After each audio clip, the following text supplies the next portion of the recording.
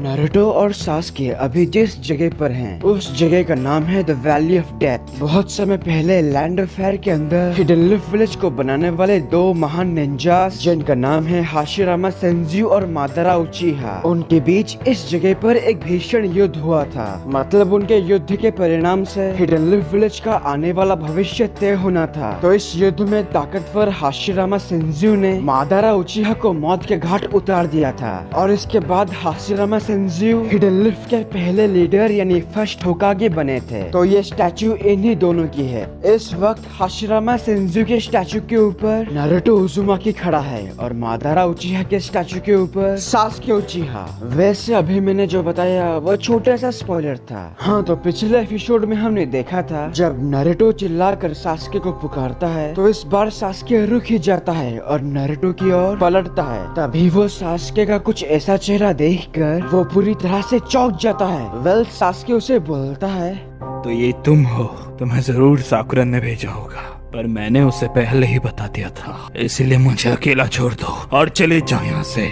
Sasuke की ऐसी बातें सुनकर नारुतो अपने कुछ पुराने दिनों को याद करता है, जब एकेडमी में 9 रॉकीज गेनिन बनने के बाद इरुका सेंसेई ने किस तरह नारुतो के साथ सास्के और साकुरा को एक टीम में रखा था। जब नारुतो ककाशी सेंसेई के बेल ट्रेनिंग के समय चुपके से लंच कर लिया था, तो इसीलिए ककाशी सेंसेई सजा के रूप में नारुतो को एक खंबे से बांधकर सास्के और साकुरा को लंच करने के लिए बोला था। पर इसके बाद उन्होंने उन दोनों को चेतावनी दिया कि वो नारुतो को अपना लंच ना खिलाए, लेकिन फिर भी सास्के और साकुरा अपना थोड़ा सा खाना नारुतो को खिलाते हैं। जब नारुतो जख्मी होकर बेहोश हो गया था, तब किस तरह सास्के हाकू के सारे हमलों को अपने ऊपर लेकर उसने नारुतो की जान बचाई थी। इन सारी चीजों को याद करने के बाद नारुतो बहुत उदास होकर सास्के को बोलता है, आखिर ऐसा क्या हुआ था जो तुम ऐसा बन गए? बताओ मुझे सास्के।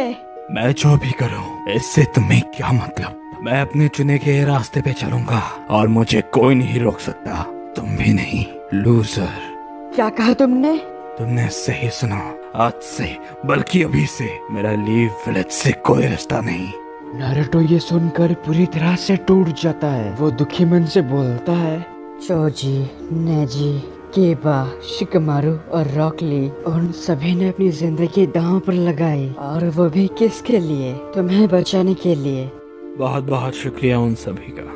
ये बोलकर सास्के चला जाता है। तभी नारुतो शिकमारू की इन बातों को सोचता है जो उसने मिशन शुरू होने से पहले कहा था। अगर किसी को कुछ पूछना नहीं है तो मैं सबसे जरूरी बात बोलना चाहता हूँ। जितना मुझे पता है, सास्के और मैं उतने करीबी दोस्त नहीं हैं, बल्कि मुझे तो वो पसंद भी नहीं। पर सास्के एक लीफ निंजा है हमारी तरह, वो हमारा साथी है और उसकी मदद करने के लिए मैं अपनी जान की बाजी लगा दूंगा, क्योंकि ये हमारा तरीका है, हमारे विलेज का तरीका है।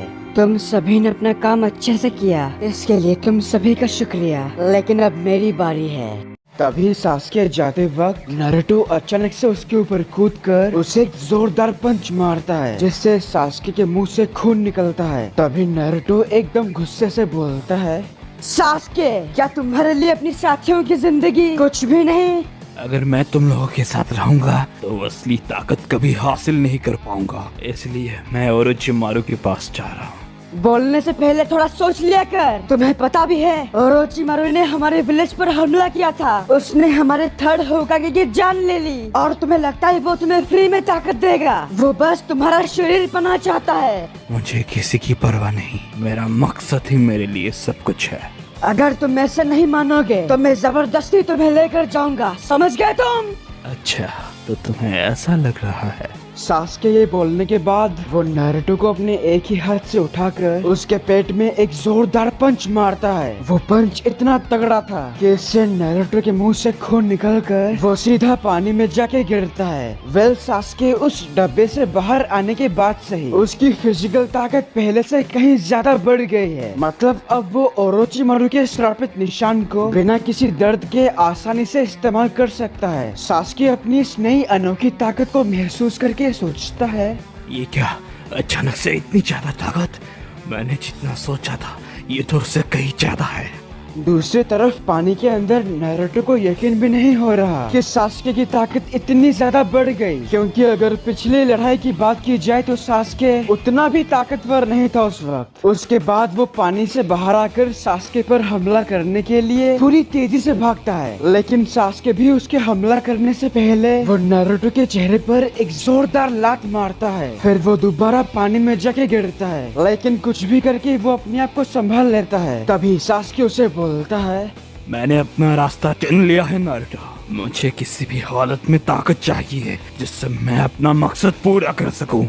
नारुतो ये सुनने के बाद जब वो सास्के पर हमला करता है, तब सास्के कुछ शुरिकेन्स में वेस्टिंग डालकर उसे नारुतो पर छोड़ता है। तो उन शुरिकेन्स में वेस्टिंग लगने के कारण सास्के नारुतो को एक पत्थर से बांध देता है। तो इस सिचुएशन में नारुतो उसे बोलता है, सास्के, मैं तुम्हें चेतावनी देता हूँ, तुम बहुत बड़ी गलती कर रहे हो।